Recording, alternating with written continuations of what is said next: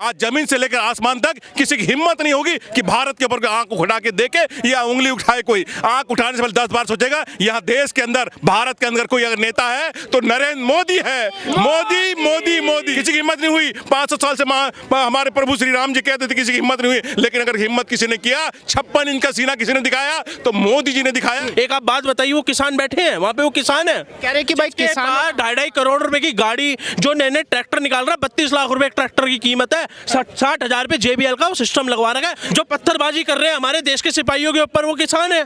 तो आपको लगता है कि मोदी जी ने जो ख्याति बनाई है अपनी, वो काम करके बनाई है या कैमरे के दम पे बनाई? देखिए भाई साहब, कैमरा तो आप भी चला रहे हो, मेरी ख्याति क्यों नहीं बढ़ गई? इन भैया ने अभी भाषण दिया 15 मिनट, इनकी ख्याति क्यों नहीं बढ़ जाएगी? जो इंसान मन में करने की सोचता है, जो आदमी पहाड़ों से उठकर चाय बेचने वाले से लेकर प्रधानमंत्री बना है, उसमें कुछ ना कुछ तो शफा होगी, उसको कुछ ना कुछ तो भगवान का वरदान होगा। उनके हाथों में कोई ना कोई तो ऐसी शफा होगी, दिमाग में कोई ना कोई ऐसी कला होगी जिसके जरिए वो पूरी दुनिया को अपने मुट्ठी में करते जा रहे हैं और भारत का नाम रोशन करते जा रहे हैं। तो भैया कोई ना कोई दैवी शक्ति तो होती है इंसान के अंदर। हो सकता है मोदी जी के अंदर भी कोई दैवी शक्ति हो। जो मेरे इतने लोग खड़े हैं, अब इनमें से कोई भाई मुझे मारना चाहे तो शायद मुझे थप्पड़ मार देगा, कोई नहीं रोक पाएगा। ऐसा क्या शक्ति है उस इंसान के अंदर जिन्होंने 10 साल के अंदर एक ब्लास्ट नहीं होने दिया? आज तक हम यही सुनते आए थे, यहाँ ब्लास्ट, वहां ब्लास्ट, 250 मर गए, 300 मर गए, 200 मर गए। 2014 से अब तक किस एक बंदा बता दे कि अगर एक ब्लास्ट की आवाज सुनाई दी हो, इवन रेलवे स्टेशन के ऊपर यह भी सुनाई दिया हो फलाने सामान को हाथ मत लगाना, बम हो सकता है। तो कोई दैवी आदमी तो कर सकता है, इसमें कोई शर्म थोड़ी है। एक सेकंड, कुछ लोग ये भी झंडा दिखा के आते हैं युद्धों में। अगर युद्ध होता है, भारत के बच्चे तिरंगा दिखा के अपनी जान बचा के आते हैं। ये किसकी देन है? प्रधानमंत्री की देन है। अमेरिका, पाकिस्तान भी हमारा झंडा से अपनी जान बचाते, पाकिस्तान लोग भी। ये कमाया है प्रधानमंत्री जी ने। देश का हर बच्चा आज प्रधानमंत्री को और गर्व से सीना बांधे। प्रधानमंत्री का नाम ऊंचा नहीं हो रहा है, ये देश का, भारत का नाम ऊंचा हो रहा है। भारत के नाम में हर बच्चा बच रहा है। आज वो सैनिक लोग जिनको मौत की सजा सुनी थी, वो 8 के 8 रिहा हुए। किनके दम पर रिहा हुए? माननीय मोदी जी के दम पर रिहा हुआ है, जिनको फांसी की सजा हुई थी।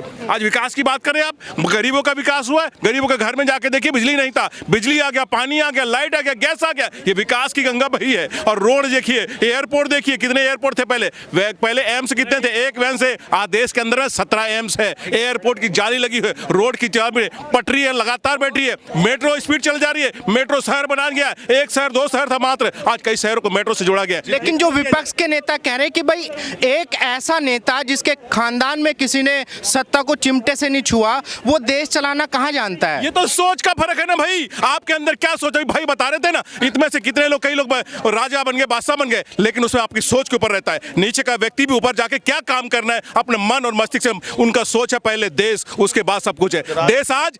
देश पहले है, उसके बाद सब है। आज जमीन से लेकर आसमान तक किसी की हिम्मत नहीं होगी कि भारत के ऊपर आंख उठा के देखे या उंगली उठाए। कोई आंख उठाने से पहले 10 बार सोचेगा। यहाँ देश के अंदर, भारत के अंदर कोई अगर नेता है तो नरेंद्र मोदी है। मोदी मोदी मोदी, श्री मोदी, मोदी की गारंटी चलती है। जी भाई साहब, 500 साल से कहते थे श्री राम जी, किसी की हिम्मत हुई? किसी की हिम्मत हुई? किसी की हिम्मत नहीं हुई। 500 साल से हमारे प्रभु श्री राम जी कहते थे किसी की हिम्मत नहीं हुई, लेकिन अगर हिम्मत किसी ने किया, 56 इंच का सीना किसी ने दिखाया तो मोदी जी ने दिखाया। और किसी की चूं तक नहीं हुई और श्री राम जी वहां स्थापित हुए। धारा 370 हटी, कहते थे लोग खून की नदियां बह जाएगी, किसी को कुछ आंच तक नहीं आई। ये प्रधानमंत्री जी कहनी और कथनी में अंतर नहीं, जो कहते हैं वो करते हैं। ये मोदी जी की गारंटी है और यही समय है और सही समय है। 2024 में फिर प्रधानमंत्री सब बनाने जा रहे हैं मोदी जी को। ये देश का मोदी जी ही चाहिए।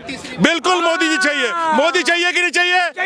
मोदी मोदी मोदी मोदी मोदी। बताइए, रूलिंग पार्टी का टॉप लीडर जब आपके सामने आता है टीवी पे, उससे सवाल कैसे पूछे जाते हैं? बोलो ना, तो इंटरव्यू क्यों नहीं देते? लोगों से आके बात क्यों नहीं करते? भाई साहब का मानना है कि मोदी ने एक बात कर दी, हनुमान चालीसा चल रहा है, हनुमान चालीसा समझ नहीं आ रहा हमारे को। क्रिश्चियन ने कोई वो कर रहे हैं, ये वो समझ आ रहा है। ये तो ये बात कर रहे हैं हम तो। मोदी जी का काम और नाम देखो।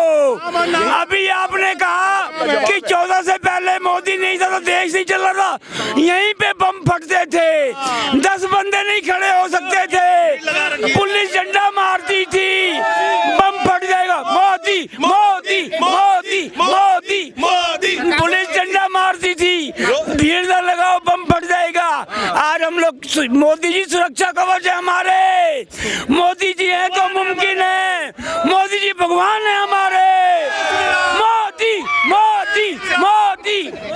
मिगलानी साहब, मैं जानना चाहता हूँ, मोदी जी एक ऐसा बंदा जो गरीब परिवार से आता है, जिसने दुनिया भर के जो है ताने सुने हैं, चाय बेची है, वो खुद मानते हैं कि मैं एक गरीब परिवार से हूँ, उसके अंदर आपको कौन सी काबिलियत नजर आती है जो बाकी के नेताओं में नहीं है, जो उनके राजकुमार है? उनके अंदर सबसे बड़ी काबिलियत ये हो गई, उन्होंने जवानी के वक्त से शायद मन में सोचा होगा कि मुझे देश के लिए कुछ ना कुछ करना है, क्योंकि उस वक्त देश के हालात सब लोगों से छुपे नहीं है।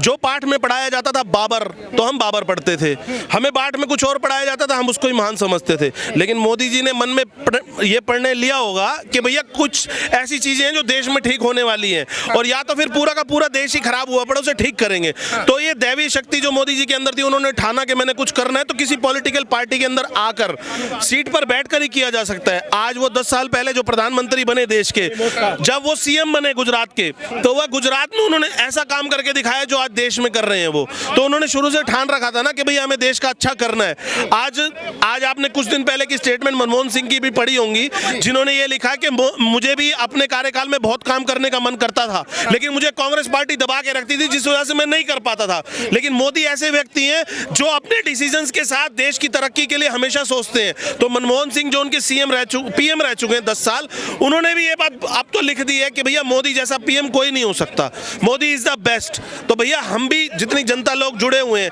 ये लोग उनके साथ दिल से जुड़े हुए हैं, ये नहीं कि दिखावे की भीड़ है।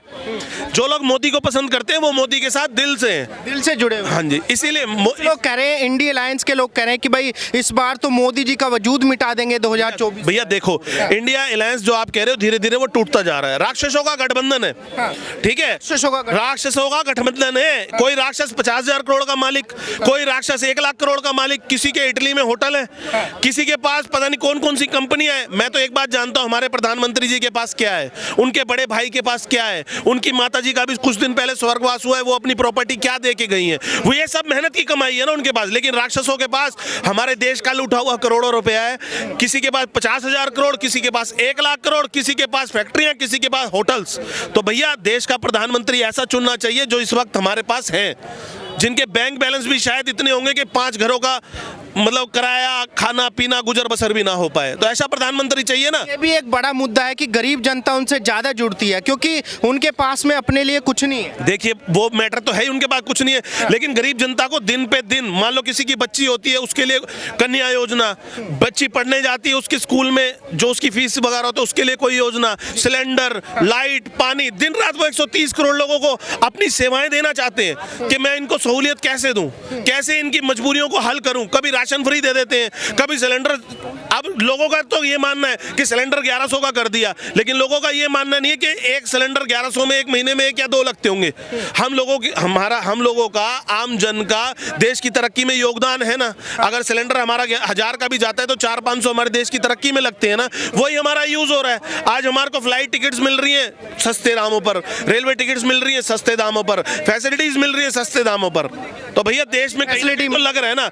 मोदी जी आपसे क्या पेट्रोल और वही तो ले रहे हैं। अगर जिसको ज्यादा सिलेंडर महंगा हो गया, सुनिए एक सेकंड, एक सवाल मेरा अभी है, जो किसान आंदोलन हो रहा है शंभू बॉर्डर पे, हरियाणा पंजाब बॉर्डर पे हो रहा है, कुछ लोग कह रहे हैं कि भाई मोदी जी किसान विरोधी हैं, और कुछ लोग कह रहे हैं कि भाई ये मुट्ठी भर किसान है, क्योंकि पूरे देश का किसान तो अपने खेतों में काम कर रहा है। ये मुट्ठी भर लोग हैं जो कह रहे हैं कि मोदी जी का ग्राफ मंदिर की वजह से ऊपर चला गया है, उसको नीचे लाना है। आपको क्या लगता है? पिछली बारी का आंदोलन सबको याद है जो कोरोना के वक्त हुआ था।